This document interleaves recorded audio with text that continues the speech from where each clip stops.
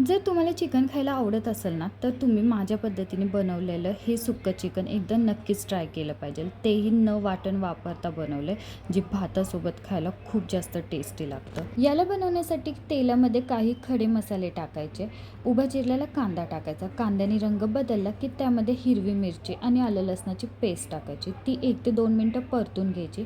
त्यामध्ये अर्धा kilo chicken टाकायचं आणि 5 ते 10 मिनटं ते पण व्यवस्थित परतून घ्यायचं. आता त्यामध्ये एकदम बेसिक मसाले टाकायचे. हळद, मिरची पावडर, घरचा मसाला, चिकन मसाला, धने पावडर आणि मीठ टाकून आहे ना मिक्स करायचं. मसाल्यांबरोबर चिकन व्यवस्थित परतून झालं ना की त्यावर टोमॅटो स्लाइस करून ठेवायचे. झाकण ठेवायचं. 15 मिनटं चिकन व्यवस्थित शिजू द्यायचं.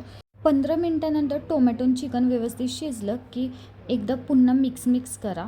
टेस्ट करा. मीठ कमी जास्त असेल तर ते टाका. पुन्हा झाकण ठेवा आणि 5 मिनटासाठी चिकन सुक्कं होईस्तोपर्यंत ना झाकण ठेवून मस्त असं 5 मिनटं दम द्यायचं आहे. चिकनमधलं पाणी आटलं आणि चिकन सुक्कं तयार झालं की वरून गरम मसाल्याची पावडर टाकायची. मिक्स करायचं. भरपूर अशी कोथिंबीर टाकायची आणि मस्त भातासोबत आहे ना एन्जॉय करायचं. आणि अशाच रेसिपीसाठी ना माझ्या चॅनलला फॉलो करायचं. पुन्हा भेटूया नवीन रेसिपीसोबत. तोपर्यंत बाय बाय.